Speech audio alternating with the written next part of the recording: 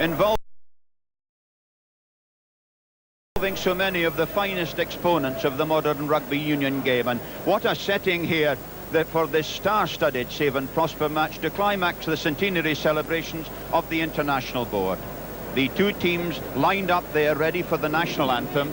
On the left-hand side there are the home men of the Five Nations, and on the right-hand side the overseas.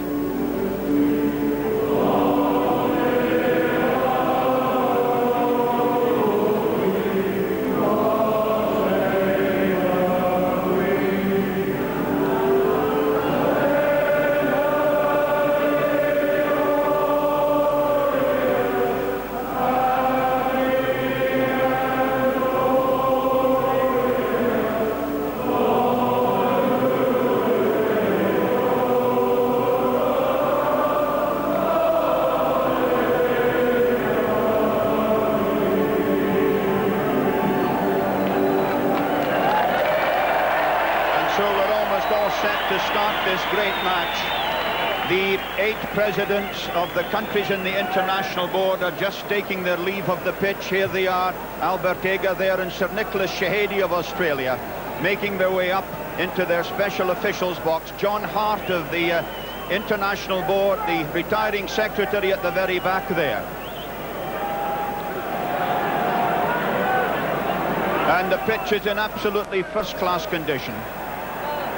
The overseas side drawn from distant lands, but most of them household names. A tremendous back division there. Donny Herber, the South African, the explosive South African centre, and a huge pack there. And of course the side led by the All Black captain Andy Dalton.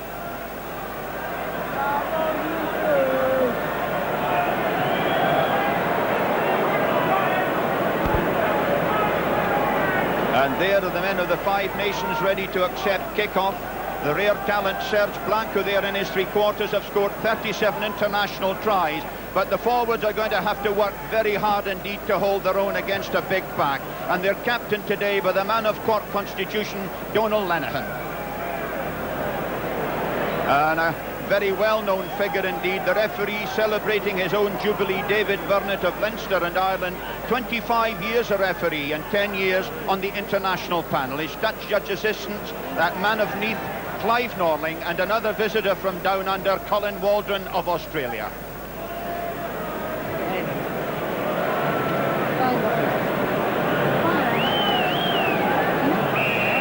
Well, this is the big day for those players from the overseas, some of them going to New Zealand tomorrow. But this is the match that counts on this occasion. And right away it's Hill getting the ball back to Dacey. And the England-Wales combination at half-back working well for the start. Malcolm Dacey there, who's played 11 times for Wales. But here really is where the game is probably going to be won and lost amongst the forwards. I've never come across a bigger, heavier pack than this overseas lot.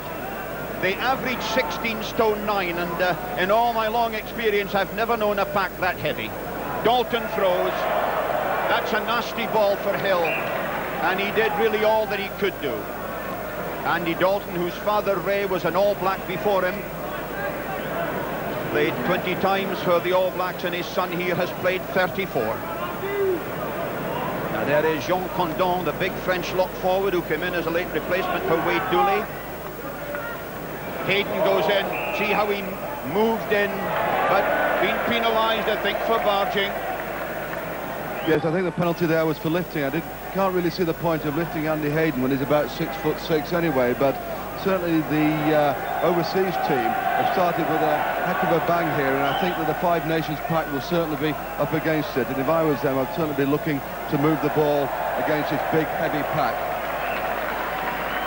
Great cheer for Serge Blanco, who did so much to beat the British Lions in Cardiff on Wednesday night, and now has changed sides and is with the Five Nations. It's dead on halfway. Clive Norling, the touch judge, and Dalton throws. Meant that time for Cutler. Loveridge. High ball to Ringland. Ringland, a useful ball that could find a bit of space. Up comes Sella. Sella gets it out to Jeffrey. Jeffrey has Underwood there. Underwood going for the corner. Across goes Nasbota. Underwood's going to score a magnificent try. But although the crowd are cheering, they'll have to come all the way back because the referee's whistle had gone. What a disappointment for Rory Underwood. And listen to the crowd's reaction. I think the referee, David Burnett, was quite right there, because I think Philippe Sella actually knocked the ball on when he went up for that high ball, and it was a difficult decision to make by the referee, but a correct one. Dipping down against the Five Nations. And Dave Burnett usually lays his personality on the match early on. That's both of the South African stand-up halves. What a kick. This is the lad who's played 17 internationals for the Springboks and has scored 170 points in them. So the first throw in for Steve Brain of Coventry. Cutler got hands to it. Van der Marve helped. And there's the drive, and they'll try and roll. Dalton number 2, Loveridge waits. Brain number 2 trying to burrow in, but you can see the tremendous weight and power of this overseas pack, but they lost the ball, and it was Laurent Rodriguez, number 7, the French flank forward, who managed to whip it away.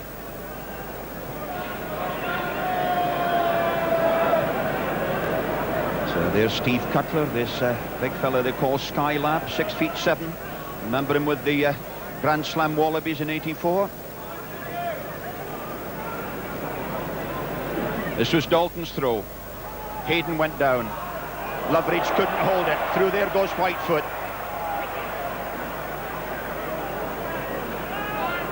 Still on the Five Nations 22. That's a drive by Shaw.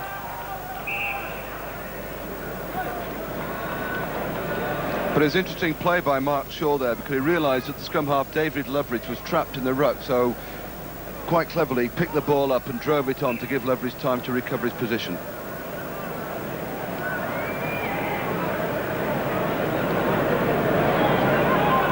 Well, it's a celebration match, but I can tell you there's no love lost down there. Those fellows are very keen indeed to maintain prestige and pride.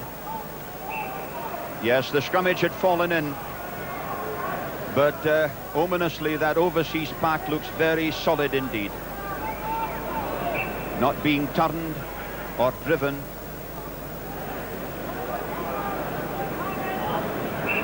David Loveridge, number 9 there, the All Black scrum half. Just back recently after injury, got a test against the Argentine, but had a long time out, about a season and a half, with knee problems and surgery. Good to see him back. Loveridge, Bota, Herbert, along the line to Kerwin. Kerwin's a big boy, good tackle by Underwood, back inside to Taylor.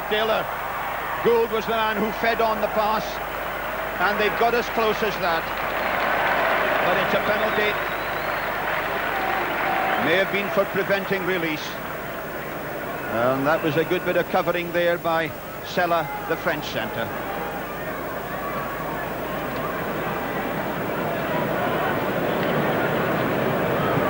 Philippe Sella, of course, up against another great centre today, and Donny Herber, the Springbok.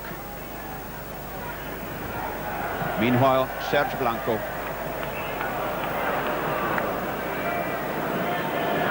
Conditions here are very good indeed. It's a lovely dry pitch. The sun's been out. It's a bit dull elsewhere, and you see very little breeze, so it's just ideal for the kind of rugby football we hope to see. Dalton throws, Hayden palms, Dalton cleans up. Just an element of offside there.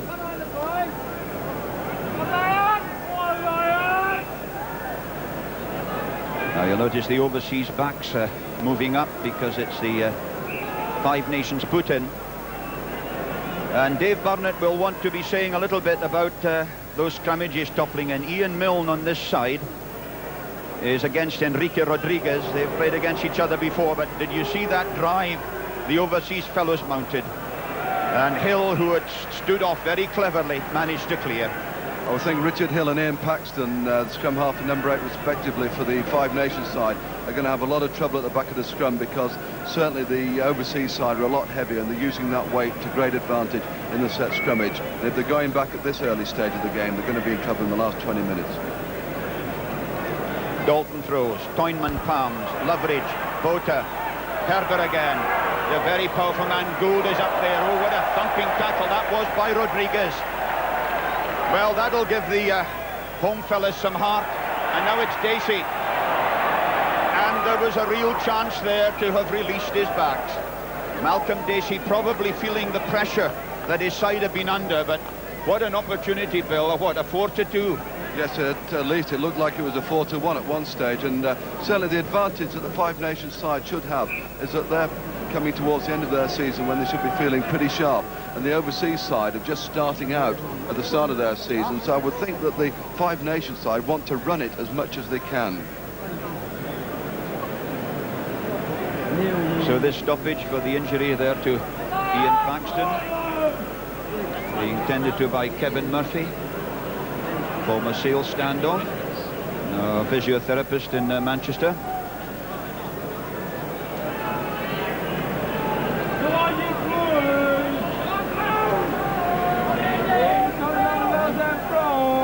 Andy Hayden, who's played a record 117 games in an all-black jersey.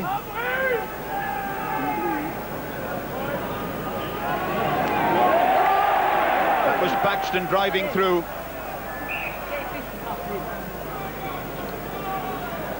And the Five Nations are almost up to halfway.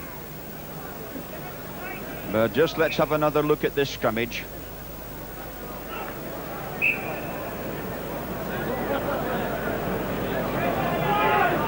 Dave Burnett again, very interested in that front row. This is Hill. Oh, that's a good kick. He's found a lot of space behind Duplessis. Carol Duplessis, the Springbok, is back there. Ringland is almost over. Up goes Jeffrey. And what a chance that was. Carol Duplessis in all kinds of bother with that ball. The crowd loved it.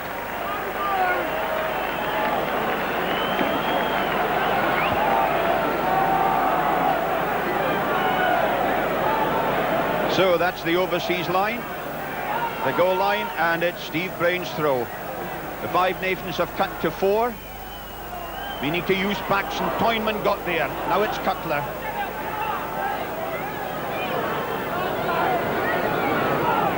Loveridge, beautifully done on the twist. Difficult position for a scrum half, but hooking it back over that left shoulder.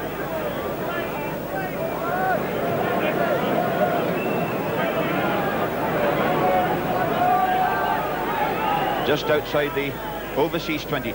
Rodriguez at the front of the line out opposite Milne. Milne going for the peel, and he gets it from Paxton. Hands on to Lenihan. It's good to see Condom, the Frenchman, had it,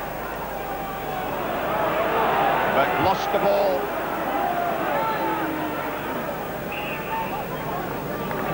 I think we saw there one of the problems when you play Frenchmen in with the four-home union side, because the Donal Lenihan left the ball on the ground expecting the guys behind to ruck it, but the French play a very upright mauling game, and Condom picked the ball up, and as the Five Nations weren't expecting him to do that, he consequently lost possession.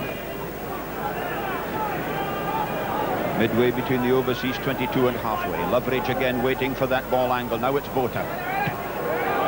Bota left-footed. Oh, that's a working ball. A beautiful little manufactured kick off his left foot. This is the lad who went to American Gridiron and had a season or so there as a goal kicker, but now back and looking to claim his Springboks place back.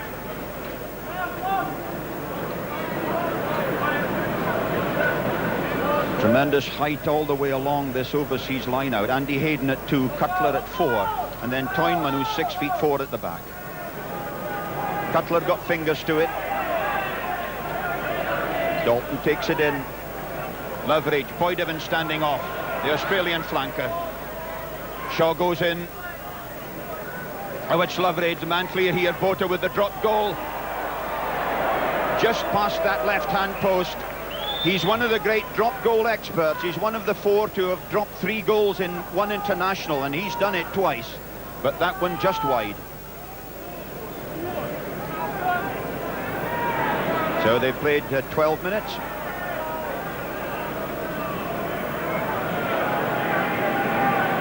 Malcolm Dacey. Hayden. Beautiful take by Hayden, and look at that ball. Leverage. Bota. Taylor handing on. Got it back from Gould. But it went forward. So big Roger Gould, the huge Australian fullback, is going to be up in the line a good lot. Quite obviously being used as a powerful attacking force. Hill.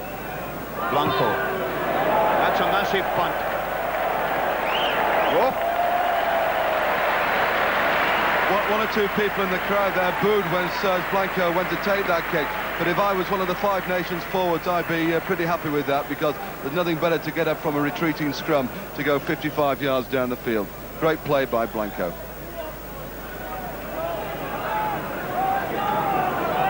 Ten metres outside the overseas 22. Enrico Engarda Rodriguez at the front there from Cordoba. Played 15 games for the Argentine and 12 for Australia. And clearly the overseas have a tremendous advantage at 4 and 5 in the line-out with this big lad Cutler. Remember how he dominated so many line-outs when the Wallabies were here in '84. And he's causing the home fellas a lot of problems. Iain Milne trying to work Rodriguez there. Not really supposed to pull down on the elbow. This is Dacey. Gary Owen a bit sliced, but up comes Ringland. Hayden again. Leverage. Herbert. Herbert's kick finding space, but Jeffrey got back. Out to Blanco. Blanco trying to run past Taylor. And generally speaking, this fellow always finds something neat to do with the ball. What an exciting player. He brings the crowd to his feet whenever he gets the ball in his hands. John Jeffrey playing as the tail gunner and as the open side flanker today, with the Five Nations at the back, number 6.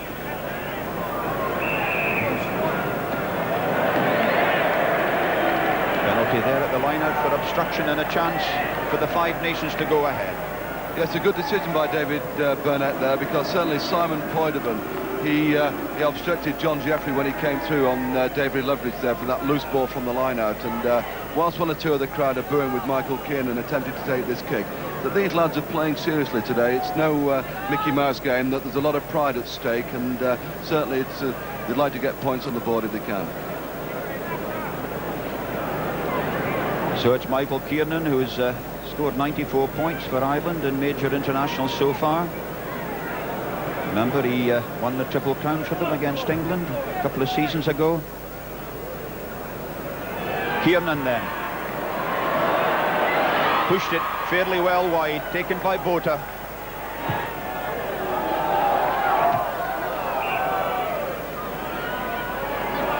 So there's Michael Kiernan, who's played 19 times for Ireland, and I think will be a key man for their World Cup preparations. And the Five Nations have cut to 5. Condom and Rodriguez at 2 and 3 in the line, but it's meant for Jeffrey. Taken by Paxton.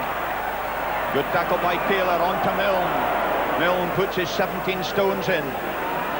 Hill. Meant it to Blanco Dacey. Blanco went outside him. Lovely bust there by Sella. Caught by Leverage. Inside the overseas 22. Rodriguez trying to battle for it on that side, but a penalty. Offside.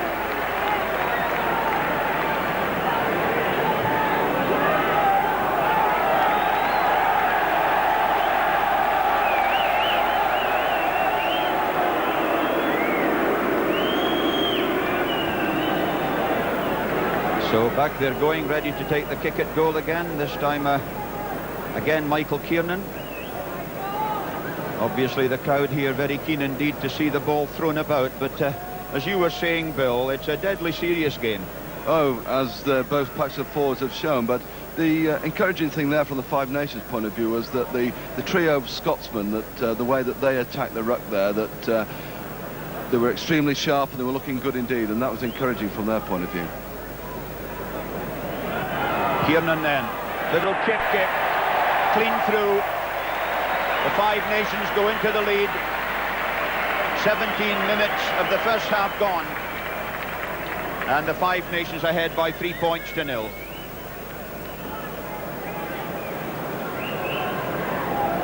And there it is, no problem at all for Michael Kiernan. That he did extremely well in the England-Ireland game, and he knows his way around Twickenham. Botha restarts. Condom takes. But look at that drive.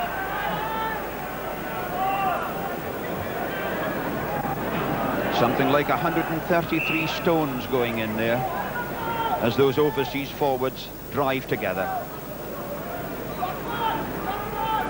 I don't know what the French is for help, but I'm certain that Condom was saying it then when he caught that kick-off, because he was certainly isolated then.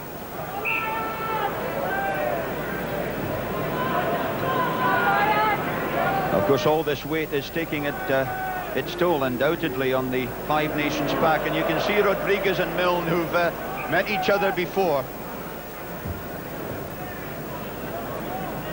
They're having their own little private battle on this side of the front row. David Burnett having to work very hard indeed. Notice he's telling them they must stay upright, they must keep their shoulders above their hips. Hill, Blanco. Very good clearance from that angle and in that position. So there are the two big Scots at the back, Ian Paxton and John Jeffrey, and Laurent Rodriguez of the Mont de Marsan club just in front of them. There's Donal Lenihan on the right, leading the Five Nations. Dalton throws, the all-black system working well. Dalton and Hayden, now it's Botha, along the line to Taylor. That's a switch into Kirwan. Kirwan's 14.5 stones. Rodriguez, Laurent with another good tackle. But this is a good attacking position for the overseas side. And a penalty for going on the wrong side. And this looks a fairly easy kick. And Andy Dalton, what's he going to ask for you? Just making up his mind. They have to, of course, tell the referee if they're going to kick for goal, and that Botha's going to do that. Yes, quite right. I think that we've already seen the Five Nations take a couple of pots at goal, and Dalton's quite right there. But there we saw an ideal all-black combination, superb throw by Andy Dalton. Hayden took it, and then the drive at the back of the line out with Kerwin coming up through the middle with good support play. But quite a simple kick there. Nas Botha then, but the ball falling over at a penalty kick doesn't allow the opposition to charge, because of course they've got to stay motionless. Had it been a free kick, they could then have moved forward if he'd offered to kick. So everybody's still again as Botha goes up and plonks it over. No problem that to him, one of the greatest goal kickers to come out of South African rugby. And so it's level at 3-all, and they played 20 minutes.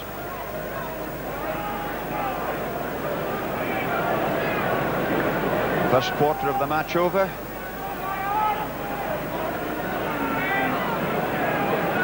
Still marvellous conditions, both overhead and underfoot.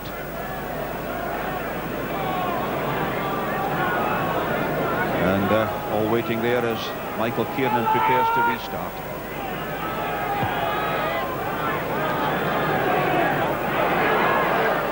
Bit of work by Gould. Botha again. Duplessis. Oh, this is brilliant. Herber, the two South Africans. Herber trying to get back inside. Sella managed to block it. Jeffrey put it away. The ball actually went forward. I suspect that the Five Nations pack would have preferred a line out to a scrummage, because they really are having to work very hard indeed here. Difference of about 10 pounds a man. Of course, there's a lot more to it than just sheer weight, but if the technique is there as well, then you've a formidable outfit. Dacey along the line to Kiernan, to Blanco. Blanco on to Underwood. Underwood back inside to Jeffrey. Jeffrey in support. Paxton was with him as well, the overseas 22. Good bit of work by Toynman to save for them. Hayden battles for it. Loveridge, a great chance here as Bota goes. Gould. This is Duplessis. Duplessis caught by Sella. Inside Dacey. Dacey to Ringland. Ringland trying to go outside Bota. Caught there by Gould. Just on the overseas 22. But they've won it again. Duplessis from Loveridge. Hasn't found touch. Blanco. Underwood on the scissors. Underwood goes. What a mazy run this is. Taken by Rodriguez. Laurent out there to Paxton. Paxton looking inside for Brain. Caught there by the other Rodriguez. Now it's Hill. Dacey. Kiernan. A great chance here as Blanco goes. Blanco trying to feed outside. Kerwin couldn't hold it. Neither can Taylor. And Underwood or Kiernan has got the score. Michael Kiernan managed to get hands to it and pick it up. And so the Five Nations go ahead by 7 points to 3. It was a real chance. Blanco tried to go, perhaps not quite as quick as he used to be. His pass was knocked down by Kerwin, and Taylor went back there, and the bounce beat him. And well, Michael Kiernan just got there, picked it up, and got it down. Great ovation for the Five Nations, because the forwards and backs were all in it, and that's the happy situation for them. 23 minutes gone.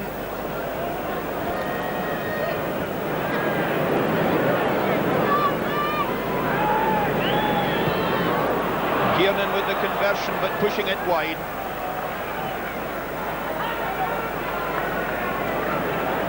Well, the Five Nations were lucky to get two bites of the cherry here, because as Serge Blanco gets the ball, note how John Kerwin doesn't commit himself, and he's really forcing Blanco to come inside. Could he see that he had some cover there, but in knocking the ball back, the referee was quite right in awarding the try, because Warwick Taylor there, the ball eludes him, and Michael Kiernan, all he had to do is pick up just a touchdown. The referee in a perfect position to see what had happened. Good score. Back live, the drop kick restart has been taken. And Iain Milne there, who's a very hefty citizen as well. And Rodriguez battling away, but Paxton to Hill, found a bit of space. Bota, Gould, a big man changing direction beautifully. Loveridge, Bota, Taylor, Herber. Kerwin gets it second time. Good tackle by Underwood. Condom trying to dribble clear. Paxton as well there. Loveridge once more.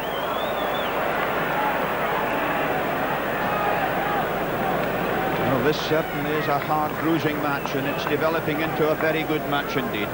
Yes, some super play, and I think that possibly the overseas sides are a little bit rusty right at the start of their season, because their alignment in the backs isn't too good at the moment, and one or two passes aren't going to hand. The longer the game goes on and the more they play together, then the better they'll get. The scrummage certainly is holding nice and steady. Bota, Gould again being used as the battering ram, giving the forwards a target. Loveridge again. Bota, Herber, Duplessis, good tackle by Ringland, inside to Herber. And there are all kinds of personal duels going on out here, and that one between Herber and Sella is developing. But they're going back into midfield for a penalty against the Five Nations.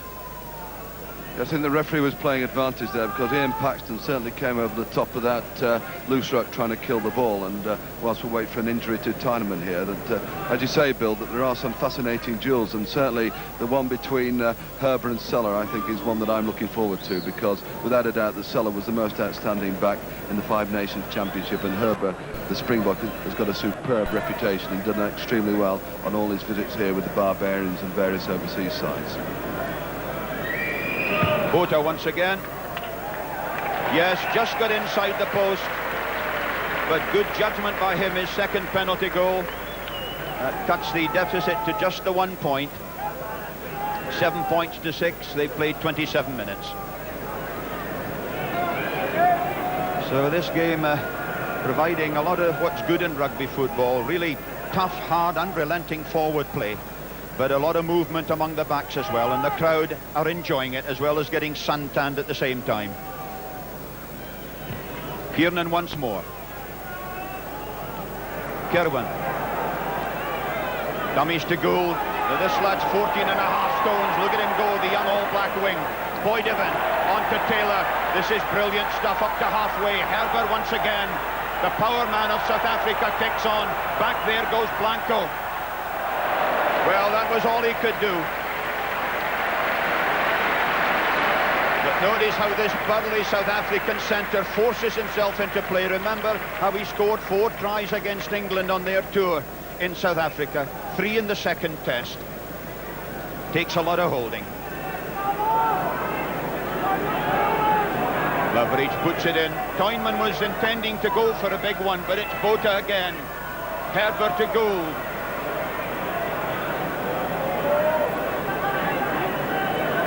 And this is the area that I think the overseas forwards are beginning to win. The ruck and maul situation. The second phase at the tackle point.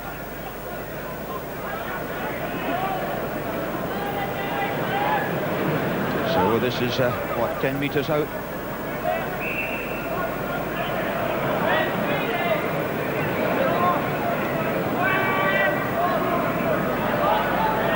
Loveridge. Bota. Got goal, charge down. Kicked on there by Dacey. Kirwan. He's another big, heavy lad. Working it back from Dalton. Loveridge. Cutler. Loveridge again. Bota. Herbert. Duplessis. Caught by Ringland. Bota in trouble. Hill kicks on. Back goes Loveridge. And so there's no doubt that the Five Nations took that pressure pretty well. Their midfield defence is standing up fairly well, Bill. They tackled very well indeed, but I've only got to look at the pack now, and they're looking very tired indeed that we've only been playing just over half an hour, because the pressure that the overseas sides putting them under is absolutely relentless at the moment. Not only are the Five Nations having to struggle in the scrummage and the line-out, but it's, as you mentioned earlier, they're dominant in the rucks and mauls. Brief stoppage for an injury to David Loveridge, former All Blacks captain, who, as I say, has been out of the game for about 18 months with knee trouble, and was on the bench for a little while and played against the Pumas not so long ago, but really fighting his way back to fitness and form. Now that large fella there, of course, is Steve Cutler, but the bearded fella with him, we'll have a look at him later on. You'll have to have a look at him. We can hardly get him into the one frame. Toynman. Loveridge gets the help from his forwards again. And Poidevin very cleverly has thought that Loveridge might be kept in there. This is Condom. French lock forward. Rodriguez. Paxson again. This is fighting forward play by the Five Nations. And there goes Condom once more, and Donal Lenihan. Iain Milne worked it clear. Now it's Rodriguez, Hill, Dacey. This is out Sella. Kiernan. Kiernan caught by Poidevin. Now it's Nas Bota who rips it clear. This little blonde South African stand-up half. Back goes Dacey. Oh, Dacey, a lovely flip pass to Blanco. And another massive kick. Blanco clapping Dacey for the beautiful little flip pass, and the whole crowd clapping that magnificent clearance. Now just look at this little flip here by Malcolm Dacey. He's under a lot of pressure, and Serge Blanco, when he received it, has all the time in the world, simply due to that good work by Malcolm Dacey. And that huge hoof has taken the Five Nations up to that 10 metres line there.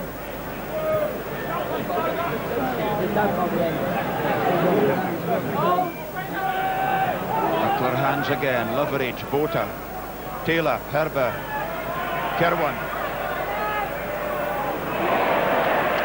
So Jeffrey going in. Good tackle there again by Sella.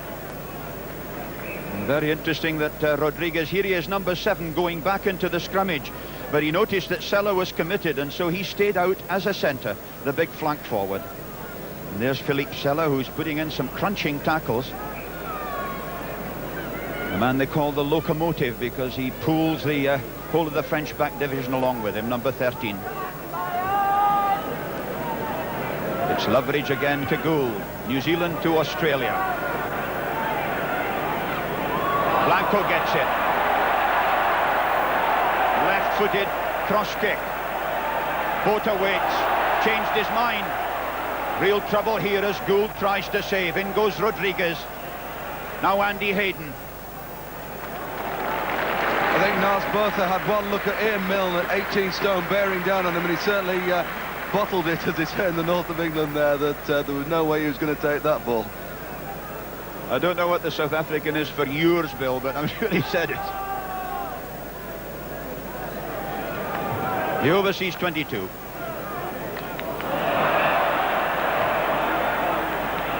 I thought that Dave Loveridge may have handled when the ball was still in the scrummage.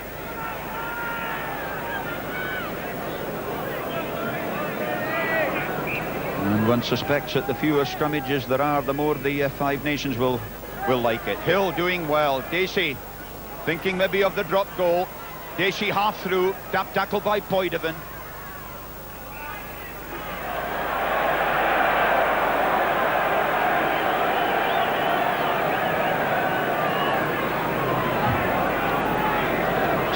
So there's Malcolm Dacey.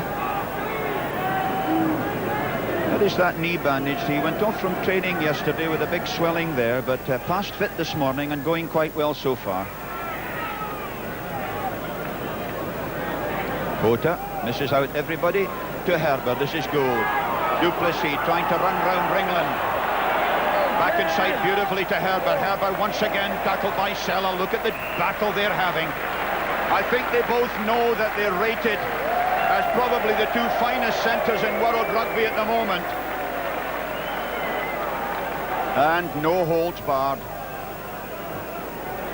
Sella, marvellous season, 5 international tries, 4 of them in the championship, 1 in each match, equalling the record.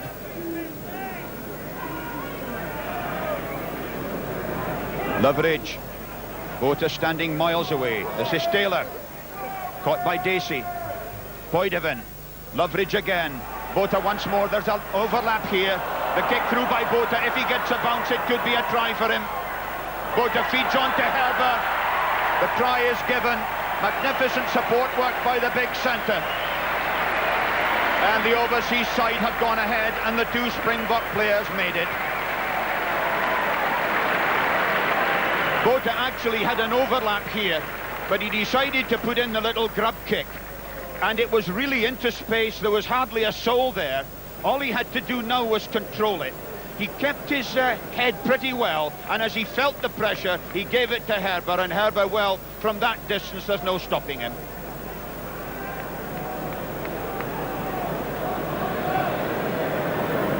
And the 2 fellas who made that try, Bota and Herber, the top try scorer in South African rugby, 14 tries in 14 matches. But Nas Botha really, all he had to do was collect it, and Herber there, he was a little lucky in a way to get away with that high tackle by Serge Blanco, but his momentum took him over. There's no way that they're going to stop him from 3 or 4 yards, and he's just recovering. As you see, rubbing his neck there from that high tackle by Blanco, but good play by the 2 Springboks. And a great ovation for Donny Herber as he goes back up the field.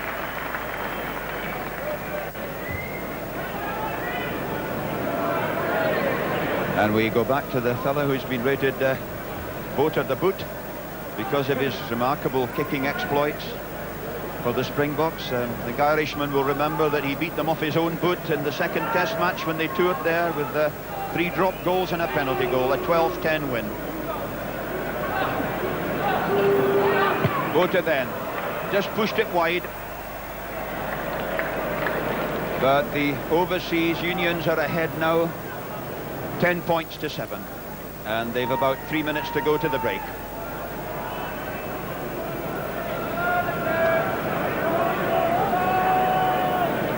So a bit of a seesaw match here, and certainly a very physical match indeed, isn't it, Bill? Yes, and as we saw with that try, it really resulted by typical All Blacks tactics, with Warwick Taylor banging it into the middle of the field, sucking in the defence, and then moving it back to the blind side. Typical All Black tactics. If in doubt, you suck the opposition in, then you move it back to where you've come from. And the forwards always win the ball back for them, don't they?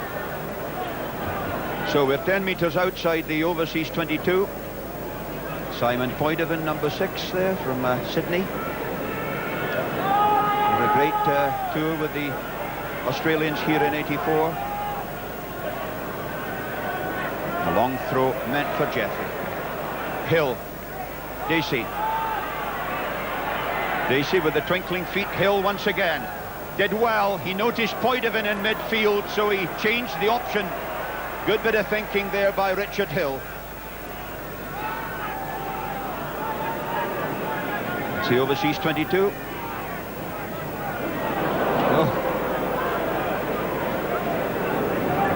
There's Roger Gould trying to give the forwards a bit of help, not that they need it. That's about 10 to 15 metres they've gone. And now Loveridge. Bota missed out Taylor. Herbert looking for Gould. He wasn't there, and Duplessis was wide. Carol Duplessis on the run. Blanco brilliantly shepherding the big Springbok. That was typical work by Blanco. The crowd appreciated the way he made his man go to the touchline and then took him at the right moment. And as we see Carol Duplessis here, he had a glance up and saw Serge Blanco coming across, and it was never in doubt that Blanco was going to get him, because he certainly had a couple of yards extra pace on Duplessis, but he takes him high, really, I think, trying to stop him passing the ball inside to Danny Herbert. Throw in by Brain.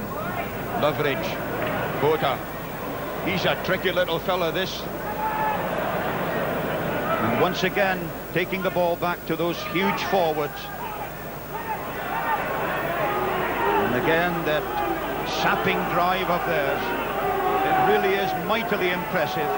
Andy Dalton can afford to stand off. The New Zealand and overseas captain can afford to stand off. The other 7 forwards can do the job. Well, a great roar from the crowd, but of course the maul had gone down, and the instruction during this season has been that when that happens, the referee has to blow.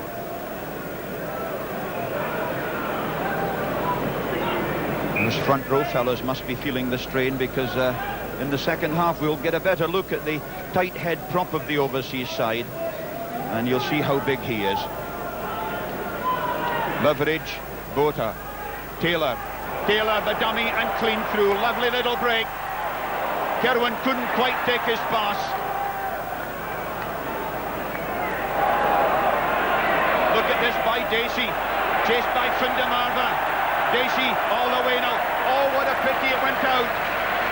I say a pity because if Malcolm Dacey had been able to put it up the touchline, it was like wide open prairie.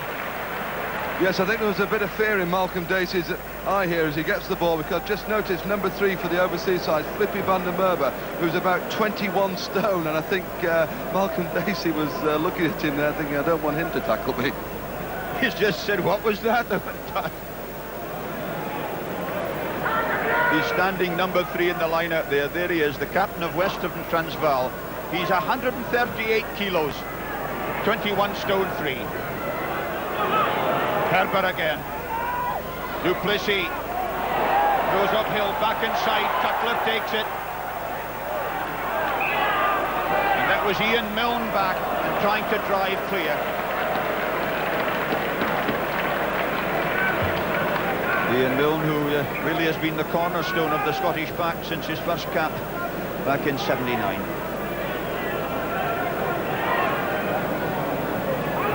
Dave Loveridge may have got a foot in front. Blanco. Dave Burnett's given a penalty for the offside. He doesn't think the advantage was big enough. Dave Loveridge getting offside. And the Five Nations get a second whack at it.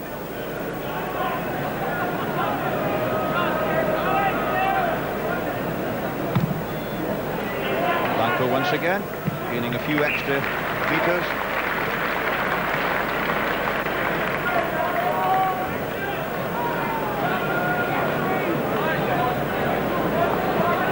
Majestic figure of Clive Norling down there, you'll notice.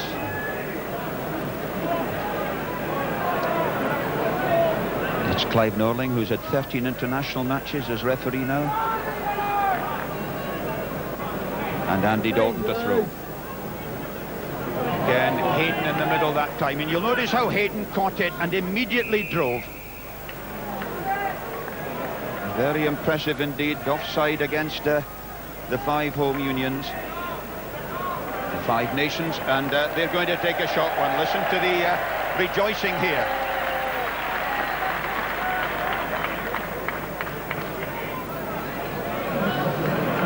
Loveridge, Bota, back to the forwards. This is Shaw, taken on by Cutler. Those big forwards are enjoying themselves. Another lovely layback.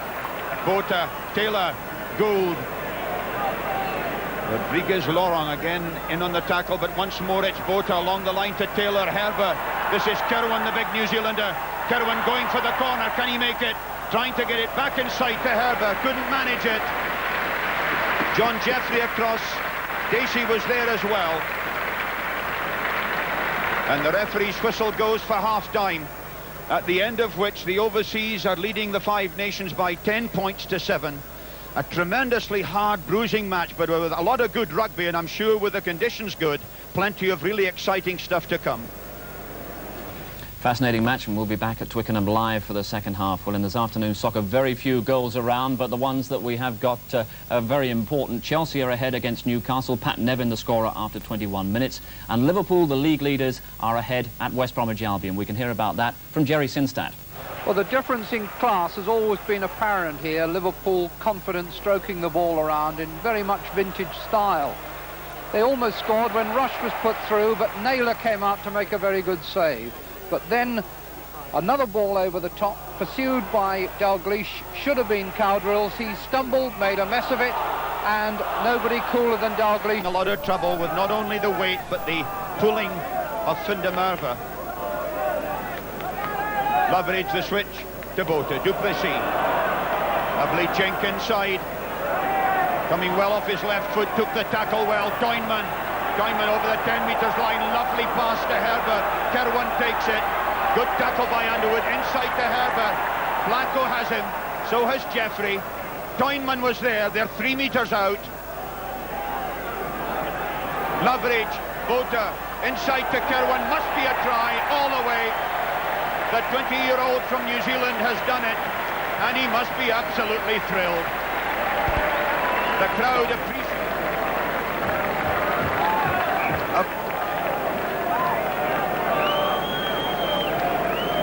It's 14 points to 7, and we've played 10 minutes of the second half, and the overseas side are beginning to wax strong. They've produced one or two gorgeous bits of rugby football. And the Five Nations are having a real bit of trouble in trying to clear the siege. Penalty for obstruction at the line out there, and was it a bit of elbowing? In any event, it's a penalty that the Five Nations will be very relieved to get. Blanco. Yes, throughout the first 10 minutes of this half, that the Five Nations pack has been under increasing pressure. There have been some super movements by the overseas side, especially the way that they've managed to retain and drive the ball and keep possession, and it's been an absolute joy to watch that aspect of the forward play. Dalton throws. It was meant for Hayden again. That great bulk of Hayden, of course, is a very useful obstructive wall as well. Mark Shaw's in the middle of that, and now it's Loveridge. Oh, what a pass from Bota to Kirwan. That really would have been A searing break, I think, by Kerwin. The pass just fractionally forward, but Botha delayed it so beautifully until the big man came in. He's really put an imprint on this match, this big fellow who scored the try in this second half. But Hill, the England scrum half, going, gives it on to Rodriguez. Laurent, on to Iain Paxton. Plenty of fight left yet in the Five Nations side as Hill feeds out to Dacey. Dacey, the dummy, looking back inside, gives it to Hill. Now it's Kiernan. Hill once more, but going backwards. Duplessis.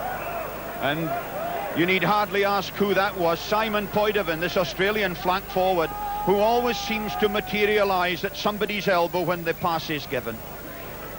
Marvellous coverage of the pitch and brilliant running off the ball. Scored a great try against the Lions at Cardiff on Wednesday. And was a key figure, of course, in the Wallabies Grand Slam. Here's another key figure on that occasion, Steve Toynman. Remember, he came over here as a 21-year-old. In fact, he played for New Zealand. He played for Australia in New Zealand in '81 when he was still at school. And I think one of the difference between the overseas forwards and ours, apart from probably Philippe van der Merwe, is that they're fine athletes in the way that they can run, and they seem to be so much quicker around the field than our guys. That I think we've got bogged down by set-piece play, and I think all the coaches from the Foham Union should be watching the forward play of the overseas side. Pick up by Paxton. Hill. Dummies to Blanco. Hill up to the 22. Out to Ringland. Ringland 5 metres short. John Jeffrey was in there. And that was a beautiful bit of work by the little England scrum half. It really was superb attacking play. The little dummy to Blanco, then a clean break, and managed to get it to Ringland.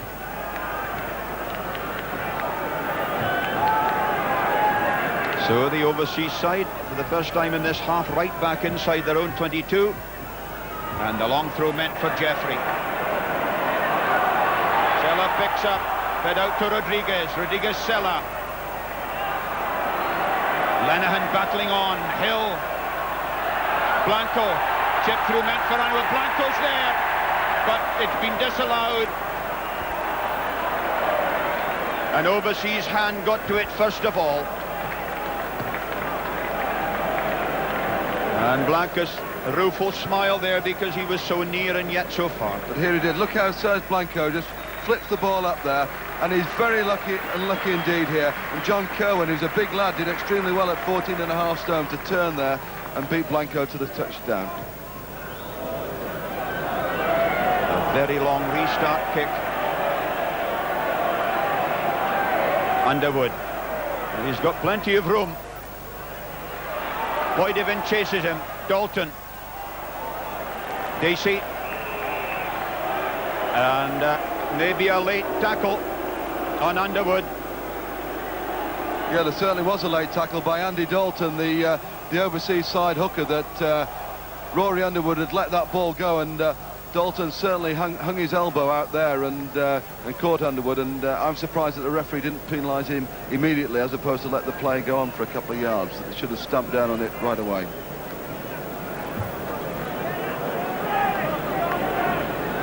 Certainly you're completely defenceless in that situation, looking to where you're passing when you're hit. And this is Underwood, and he really was travelling at this stage. Now look how he looks to pass, and of course he doesn't feel Dalton until too late. Boom.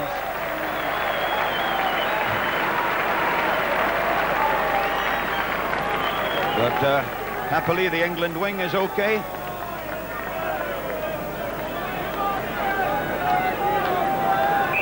Remember his great try against France in his second international, 84. Blanco.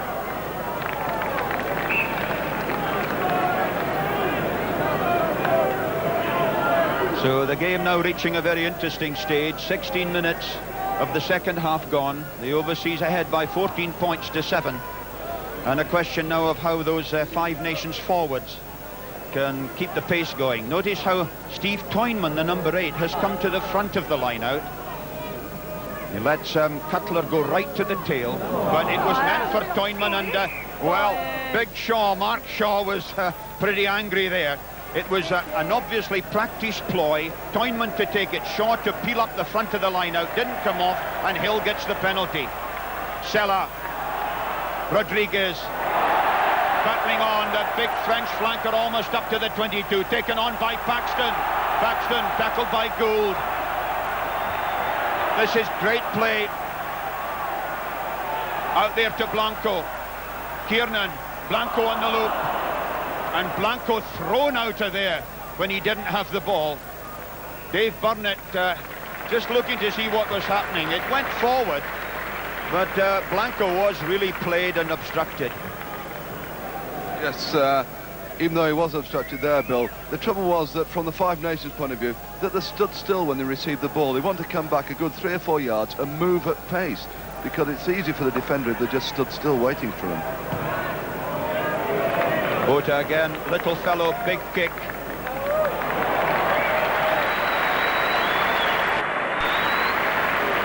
John Jeffrey got a knock there.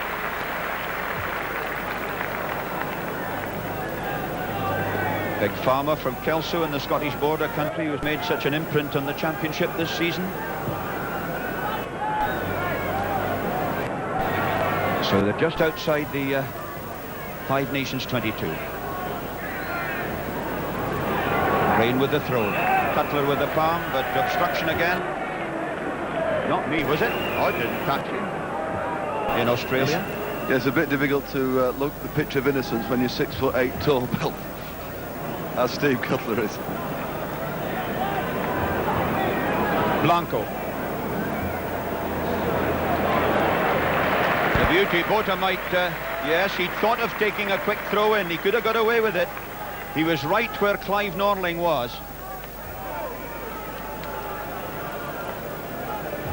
So they're 10 metres outside the overseas 22.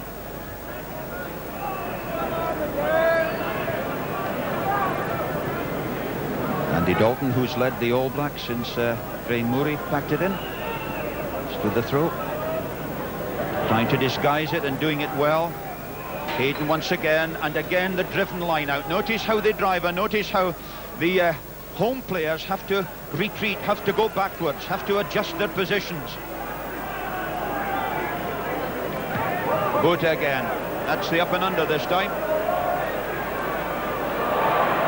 It was Taylor who almost caught it. Good ball though.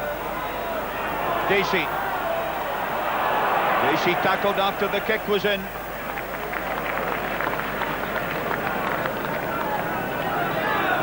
Mark Shaw, I thought, was a little bit late with that tackle. Not for the first time in his life, I don't think. But he noted how Warwick Taylor, when he went up for that high ball, he realised he couldn't catch it, so he was quite happy to tap it back, knowing that the support would follow up behind him. Cutler with a catch. Loveridge with the dummy. But Jeffries policed that narrow side pretty well. The white shark, as they call him. And somebody made a comment about the ref. And the Five Nations have come 10 metres further forward, and they're going to have a kick at goal.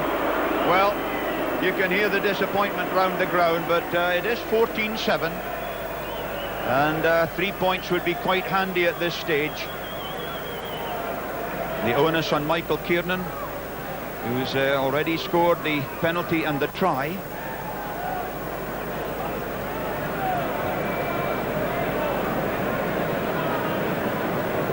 Michael Kiernan, who did some great scoring in the Tour of Japan, 65 points in 5 matches. Can he cut the leeway with this one? Kiernan. Well, you could hear the groans from the crowd over on that east side as it drifted wide. And here they are, they're running it out. Kerwin caught by Sella, back inside the goal. This is Herbert. Herbert all the way. What a pass out there to Toynman. Now it's Duplessis. This is a brilliant run. Duplessis, the Springbok, going for the corner. Cutting inside. Can he get the ball down? The arms are raised. The try is given. And that is one of the most spectacular tries I think that Twickenham has ever seen. Karel Duplessis, the Springbok winger, the try scorer. And it really caught everybody by surprise, except the overseas players themselves. It started right from their own goal line. Now, Kirwan did some tremendous running, a brilliant take by Gould. Now, look how Herbert waggled his way across field, and look at that pass. Toynman was the recipient. Du Plessis still had an awful lot to do. He had a long way to go. He had 3 fellas to beat, but he's almost 14 stones, and well, he was strong enough to get it down. Magnificent.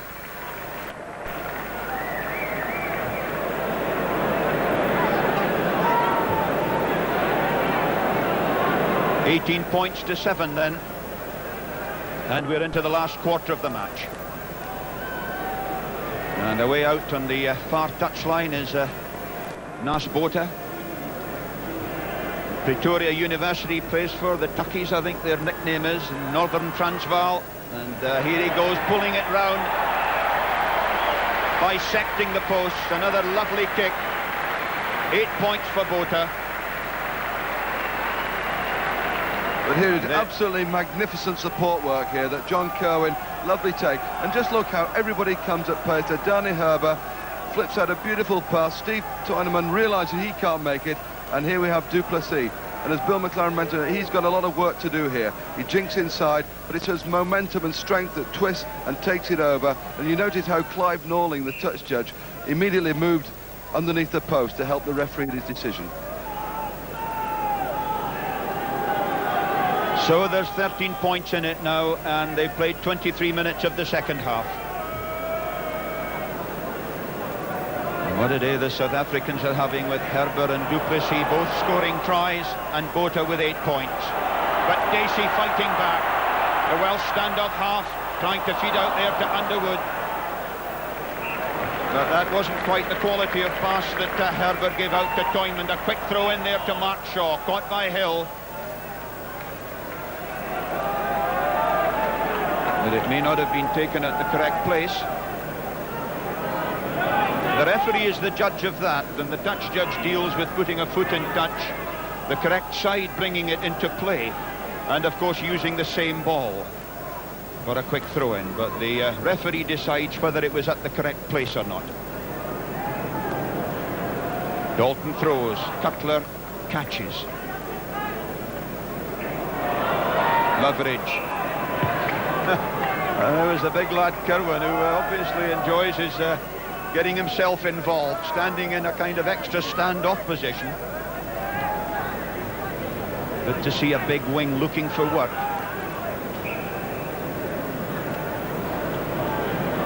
On this side of the front row, Whitefoot holding his own well as Rodriguez drives. Hill once again, Kiernan, Sella. Sella, Ringland. Ringland well tackled there by Du Plessis, but Jeffrey battles on. Still on the overseas 22. Now there's chance for them to break out here, but Taylor decides to kick instead. Yes, I think the all-black instinct came out there with Warwick Taylor. Don't mess around in your own 22. Bang the ball down into the opposition half and get it into touch, and let's start to play again. But we've seen one or two good breakouts by the back row trio from the Five Nations side, but unfortunately they always tend to be on their own. That the support isn't there for them. That Rodriguez has had a fine game, but he found himself isolated on too many occasions. Donal Lenihan couldn't quite sweep that line out because of the deflection going astray.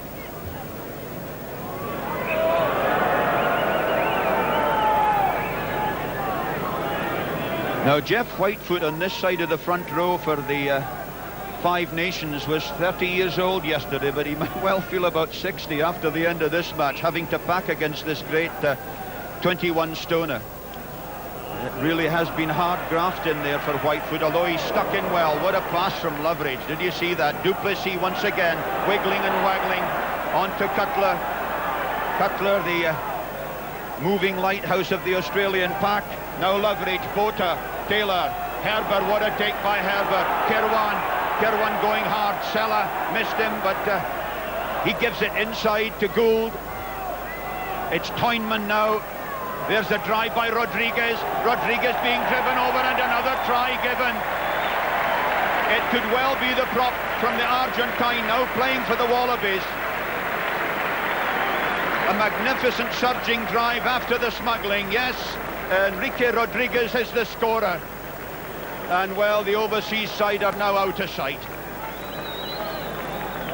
Lovely handling. Watch the take by Herbert. Look at that, off his ankles almost. Now, Kirwan did an awful lot of hard work. Sella went high and could have been penalised. He was caught there by Blanco, got it inside. Look at the smuggling here. And then watch for number 1 coming. Here he comes, he drives, the others get in behind. Toynman acts as a kind of block, and the try is scored.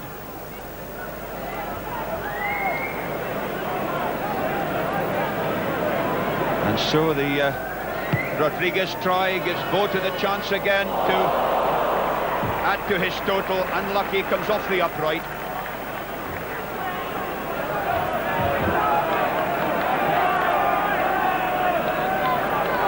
And so that's the man they call El Tope, the mole, because he burrows in and gets so many useful balls out of the maul for Australia, and he certainly burrowed to score there. But it was the support play again, Bill, that made it. The way that the ball was, certainly John Kirwan made that ball available from a difficult position, and Warwick Taylor went in to take it initially, and they don't worry about the physical aspect of it, the overseas players' backs, and it was just the superb support play that made it an easy try in the end for Rodriguez. Cutler couldn't hold it. Dalton did the little dribble in the fall. Andy Dalton, whose father, Ray, played for the All Blacks as well.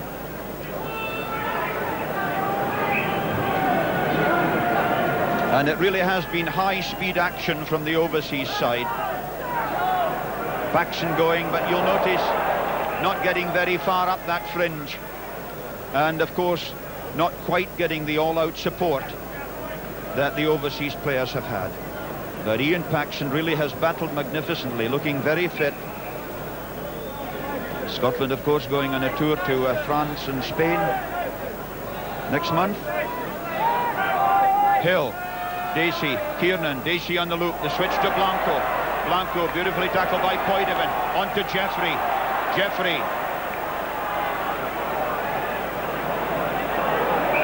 Yes, definitely fiddling about in an offside position. Andy Dalton, I think, was penalised on that occasion. Hill dying to take the tap penalty. Well, he's having to do it himself. Nobody was ready. I think they were all expecting the goal kick. Brain takes it on. Milne is in there to help. Now it's Rodriguez again, Laurent Rodriguez. What a superb game the French flank forward has had. Out there to Underwood. Underwood cuts inside. Condom goes, caught by Cutler. Hill once more now, there's a chance here. Blanco. Blanco through. Dummying inside to Underwood. Jeffrey once more. And it's a penalty in front of the post, and little Hill had better watch himself, or he may get a taking off from his captain if he goes for a quick one here. John Kirwan would seem to be the injured player. And there he is, the all-black right wing, over there in the middle of it, and the almost on the left flank.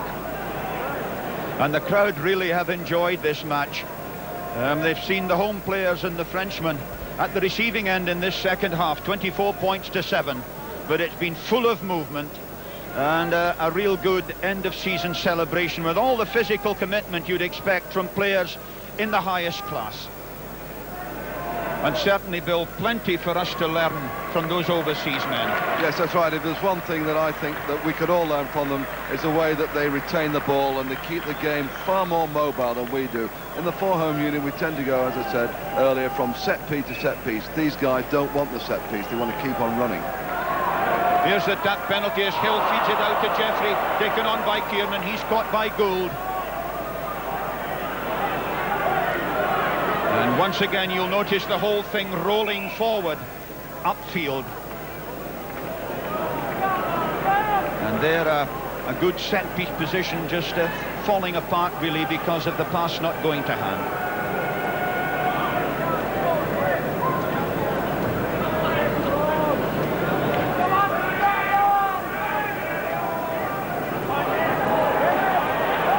Yes, the Five Nations had it and lost it. And it wheeled 180 degrees, and you can pick up and go from that position.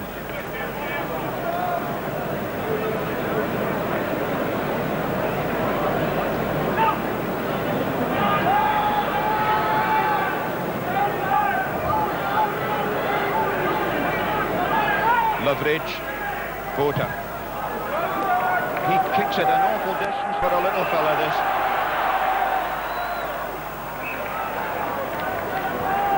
Well, the referee deciding that the overseas were going to be given a penalty, and he didn't think that that big kick by Bota was enough of an advantage. I must say it was a good 50 metres. However, he's done even better this time.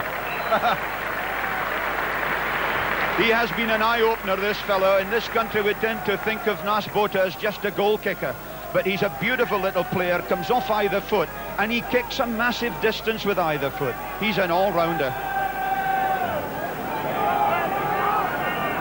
And so there, the members of the International Board, 8 countries with 2 members each. Jacques Fourou, who's been helping to coach the 5 Nations side, sitting in amongst them, and all the representatives of the 54 countries who've been attending the Congress here. As Taylor is caught and thrown down, just, yes, and cutting across and obstructing. And Hill taking it quick. Blanco, Underwood, Whitefoot, Loveridge, overlap here as Toynman goes, feeds on there to Herber. Look at the explosiveness of this fellow. Paxton tackles him. Just in the 5 Nations 22, fed out from Fundemerva. This is Bota, again little lightning. Herber once more, he must score, yes, a great effort by John Jeffrey to stop him. But Donny Herber has scored his 2nd try of the match, and that really ties it up for the overseas side. And the International Board members give due applause to this immensely powerful Springbok centre, who's really been so impressive. But here it is, Philippe van der Merwe actually passes it out, and Bota actually looks out to want to move the ball open, but he realises that blocks off, so he cuts back there. And here we see Herber, but he's got a lot of work to do here, that Rory Underwood does his best to go down.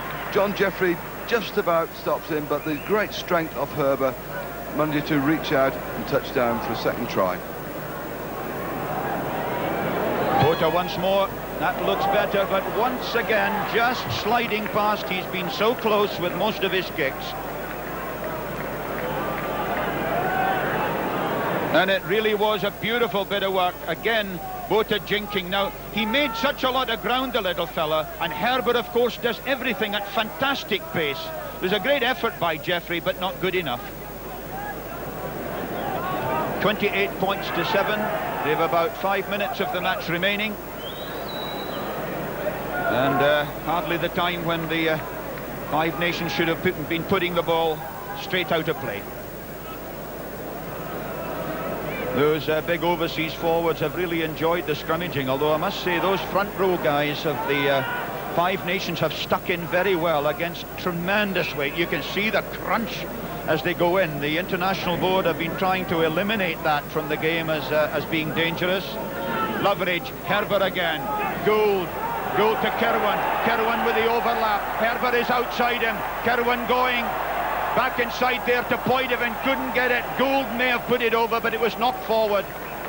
And there again, they're making it look so easy to find space to let their men run in.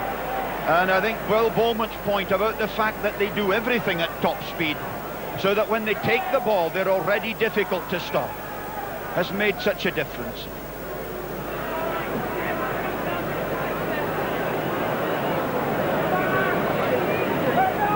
So a real panic area this for the 5 Nations.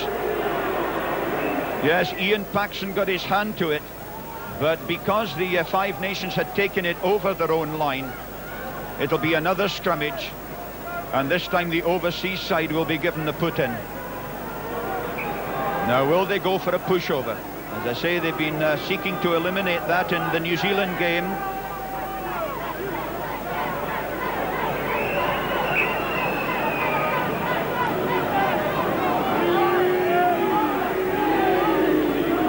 Yeah, a lot of heave coming, but Loveridge goes for the pass to Bota.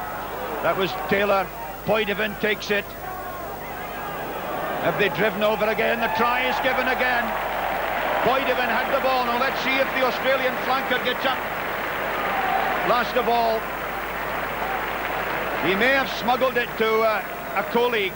Now there's Poidevin, and big Mark Shaw was there as well, and Mark Shaw obviously claimed the try. It may have been a half-in-half, but it's still a score.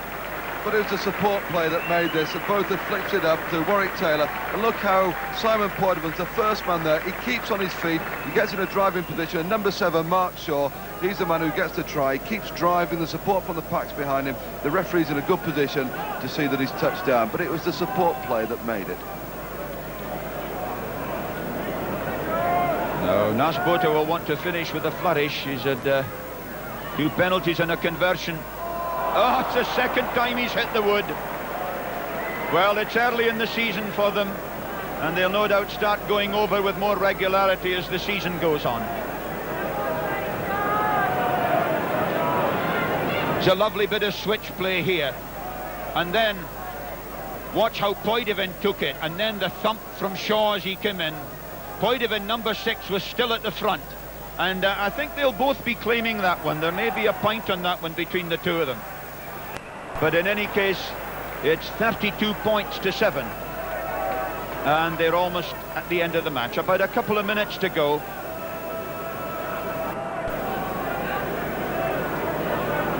And some pretty tired forwards there in the Five Nations side, although they've battled with great spirit and determination throughout. Lane throws, Paxton takes, and he's been one of the successes, Iain Paxton. Bota. Warwick Taylor, whose brother played here for the All Blacks against England in '79. Murray Taylor, you may remember. And it's Loveridge again, switching to Bota. But the first bad pass Loveridge has given, that was Enrique Rodriguez.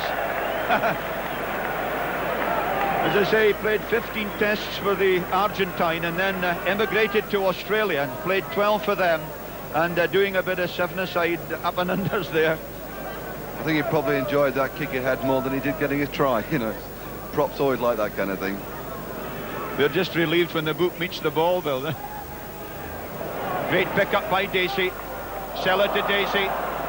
Caught by Taylor, the feet out from Poidevin. Bota again. Gould, Herbert. Sella with another cracking tackle. The French centre has made his mark. This is Shaw. Bota again. Look how he got across there. Taylor. Duplessis couldn't hold it, and Ringland goes. Duplessis got back for the tackle.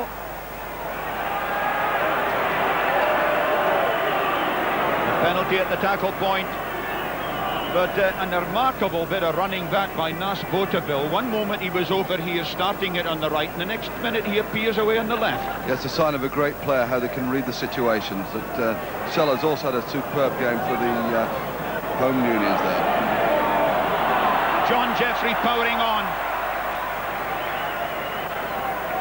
Picked up by Lenihan, the captain. Underwood trying to switch it. Dacey. Oh, lovely by Sella. Blanco. This is Kiernan. Ringland going for the corner. Listen to the cheer for Ringland's try. Brilliant.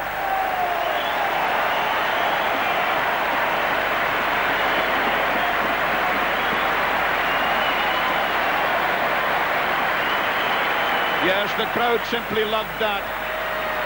And a super drive, and so you notice here, just watch where Rory Underwood switches direction there, but the try really is made by Philippe Sella. Just look at this pass here. It's a potential man and ball situation, and how he got the ball through his hands quickly. Serge Blanco and Michael Kiernan draws Nasbota well, and Trevor Ringland shows that he's pretty sharp over 20 yards as well, and a good try by the Five Nations. Well deserved at the end of the match.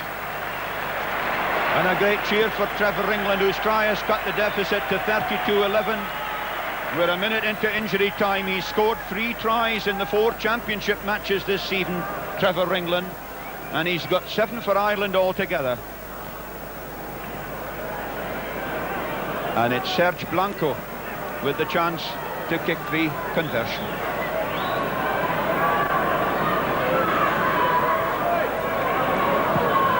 Look at nice and easy, a great roar, clean through. The referee's whistle goes for the end of the match, and what a match it's been. 32 points to 13, the overseas team have won. They've scored 6 tries to 2 against them, and you can see the scenes here as the crowd go onto the field to greet some of the world's greatest players who've given us a demonstration, Bill, that was eye-opening and that was really a joy to watch. Yes, it's been a joy and a privilege to watch it. There's been some absolutely magnificent play here this afternoon that we've had to admire. The strength and the running and the support play of the Overseas Union. We've seen great isolated attacks by the Five Nations, and what a way to finish the centenary of the International Board with this magnificent performance this afternoon by especially the Overseas 15. So the men of the Southern Hemisphere triumph again as they did on Wednesday, and they provide a taste of what the international championship countries can expect in next year's World Cup. But more important, they've provided a splendid match, a tough and relenting game with some magnificently inspired passages, a fitting finale indeed to an historic occasion to mark the 100 years of the International Board. The overseas team winners by 32 points to 13. Yes, great.